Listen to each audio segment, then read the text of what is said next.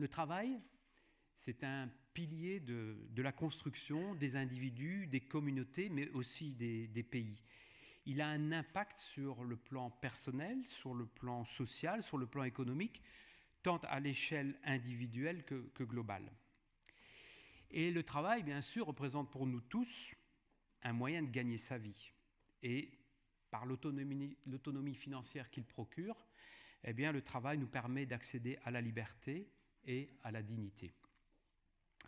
C'est aussi le moteur de la productivité d'un pays et donc de sa croissance. Pour l'individu et les communautés humaines, le travail est un facteur essentiel d'intégration sociale.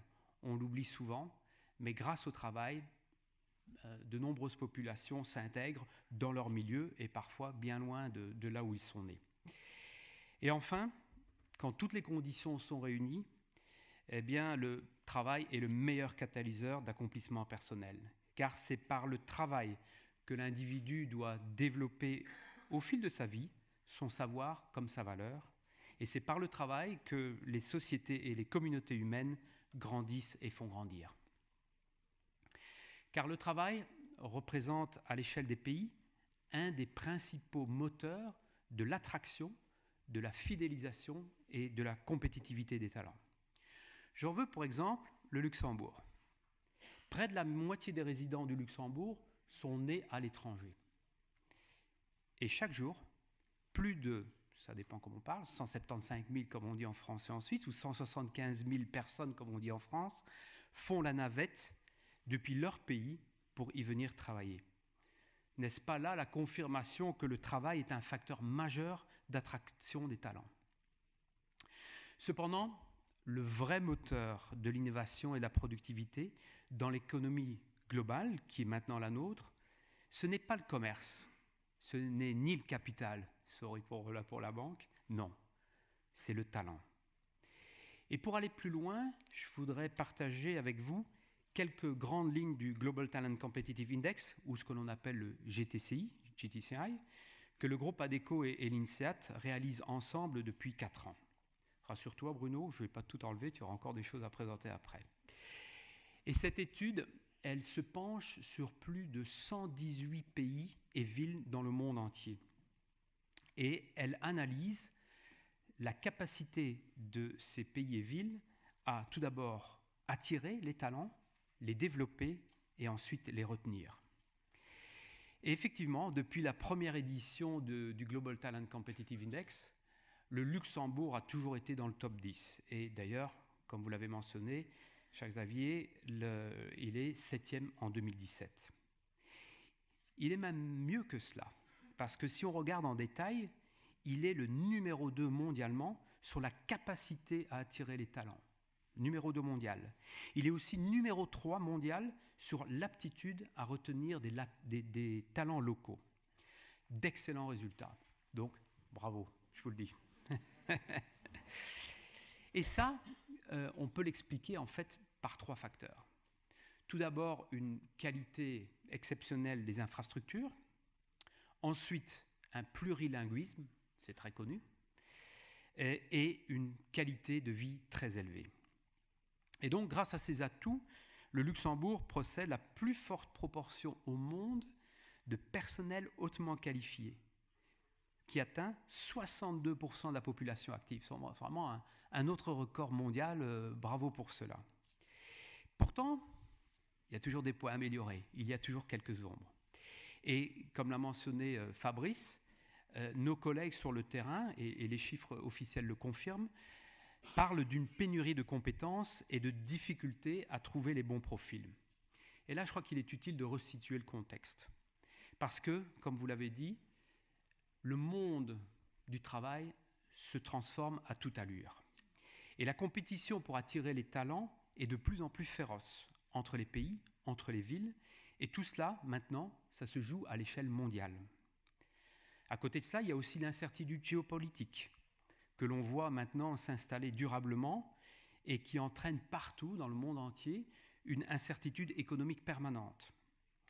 Et ce constat, on le retrouve partout, Vous ouvrez le journal, vous écoutez la télévision, vous regardez la télévision, vous écoutez la radio, vous allez sur les réseaux sociaux, vous voyez partout ce monde volatile, incertain, complexe, qui d'ailleurs demande de plus en plus de flexibilité. Mais ce n'est pas tout. Il y a aussi l'aspect démographique.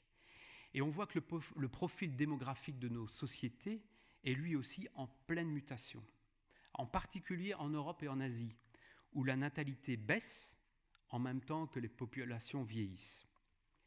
Et donc, en ce qui concerne les compétences, nous faisons face à des déséquilibres croissants. Et ces déséquilibres, en fait, les avancées technologiques les accélèrent. Elles entraînent aussi, et ça a été mentionné, la création de nouveaux métiers. Et donc, avec la création de ces nouveaux métiers, un besoin urgent de nouvelles compétences pour les entreprises comme pour les gouvernements. Et ces nouveaux besoins qui arrivent, qui émergent avec les nouvelles technologies, impliquent de réformer les systèmes éducatifs pour que la formation initiale développe des compétences adaptées aux besoins du marché de l'emploi. Ils impliquent aussi d'investir dans des programmes de perfectionnement et d'acquisition de compétences tout au long de la vie pour garantir l'adaptabilité des ressources humaines. Avant, je dirais, de mon temps, il fallait apprendre pour travailler. Aujourd'hui, il faut apprendre tout en travaillant. Et donc ces transformations doivent devenir des priorités. Et dans ce contexte mouvant, le Luxembourg ne peut pas se reposer sur ses lauriers s'il veut rester dans le trio, dans je dirais le peloton de tête mondial. Et vous le verrez tout à l'heure dans l'étude fouillée qui sera présentée par Bruno Lanvin, il lui manque aujourd'hui ce qui fait le succès florissant de ses voisins, la Suisse et l'Allemagne, en fait un puissant dispositif de formation professionnelle. Un tel outil ne peut et ne doit être que le fruit de la collaboration entre le gouvernement, le système éducatif et le monde des affaires. Car on le voit dans ces pays comme la Suisse, l'Autriche ou l'Allemagne, il faut l'implication de ces trois parties prenantes pour construire un dispositif de formation professionnelle adapté aux besoins du marché et aux besoins des entreprises. Et là, le Luxembourg peut aussi s'appuyer sur de nouvelles forces collaboratives pour porter ce changement, ainsi sur la question de l'apprentissage, qui n'est pas un dispositif traditionnel au Luxembourg. Il peut, pour le déployer, s'appuyer sur ce qu'on appelle le GAN, le Global Apprenticeship Network, que le groupe ADECO soutient activement. La finalité du GAN est de développer les schémas de l'apprentissage en les adaptant aux conditions et aux besoins locaux. Et depuis sa création en 2013, le GAN a eu un impact sur la vie de millions de jeunes à travers le monde, du Malawi à Mexico, de l'Argentine à l'Indonésie, et puis depuis 2 mois également, j'ai eu le grand plaisir de célébrer la naissance du GAN à Paris, en France, et on est en train de travailler aussi pour fin novembre pour l'ouvrir également en Belgique. Le GAN, c'est en fait une association entre des grandes institutions mondiales, Bureau international du travail, l'OCDE, l'Organisation internationale des employeurs, des grandes sociétés mondiales du type IBM, Accenture, Hilton et bien sûr le groupe ADECO. Et ensemble, on ouvre des chapitres ou des institutions locales pour promouvoir cet apprentissage. Et nous avons un objectif que l'on appelle le 3x20. Et donc, on veut créer 20 millions d'opportunités pour les jeunes avec le soutien de 20 entreprises à l'horizon de 2020. Et le Luxembourg, avec les atouts qui sont les siens, a toute sa place dans ce projet ambitieux et j'espère qu'il rejoindra aussi ce GAN. Et d'ailleurs, si le Luxembourg veut continuer à attirer les meilleurs talents, il doit concentrer ses efforts sur la qualité de son marché du travail. Car dans les différentes éditions du GTCI, le Luxembourg marque le pas en matière de flexibilité et d'efficacité. 2 critères qui sont pourtant essentiels pour le succès futur. Et si on reprend les chiffres de l'étude, le Luxembourg se classe en effet 60e pour ce qui concerne la qualité de l'écosystème du monde des affaires, 104e pour la facilité de recrutement et 63e pour celle de licenciement. Par ailleurs, Il faut aussi reconnaître que des réformes récentes concernant la régulation sur la digitalisation du travail, par exemple, que l'on peut à minima de qualifier de complexes, ont clairement eu un impact négatif sur cet écosystème. Et donc le Luxembourg doit opérer des changements dès maintenant s'il veut être à la hauteur de ses ambitions, devenir un pôle incontournable d'information et de communication, et continuer à attirer les jeunes talents nécessaires pour répondre aux opportunités bien présentes de l'économie digitale, ainsi que continuer à dynamiser sa compétitivité. Et là, la Suisse et le Danemark, qui font référence en la matière, peuvent être de réelles sources d'inspiration. Ces pays ont su développer la compétitivité de leurs talents en alliant à la fois flexibilité du travail et protection sociale. Car il faut se projeter encore plus loin. Dans ce contexte compétitif que l'on a décrit et qui est en permanence en mouvance, chaque marché du travail va devoir se transformer. Et pour être efficace, ces transformations devront répondre à un impératif, la flexibilité. La flexibilité, elle est essentielle pour assurer la compétitivité des pays, des entreprises et des individus.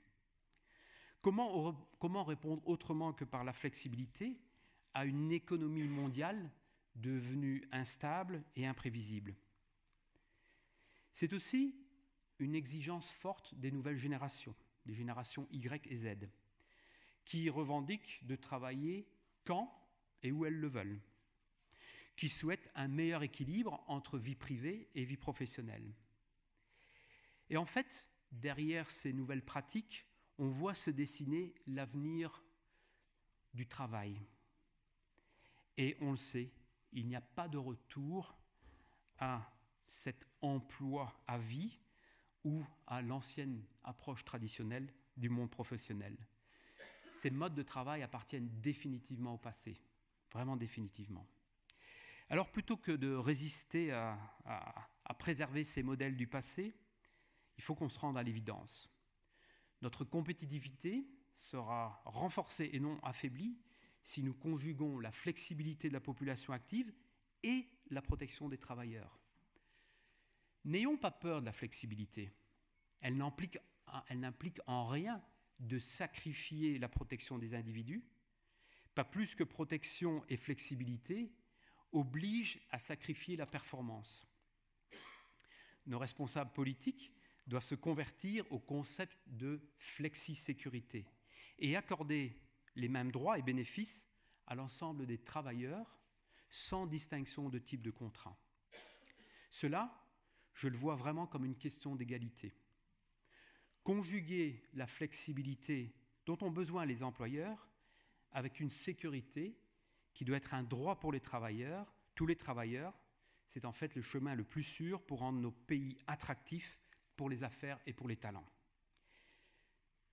Car les gagnants dans le monde de demain, ce seront les pays capables d'investir dans un système éducatif innovant, de favoriser un environnement collaboratif et de promouvoir l'entrepreneuriat.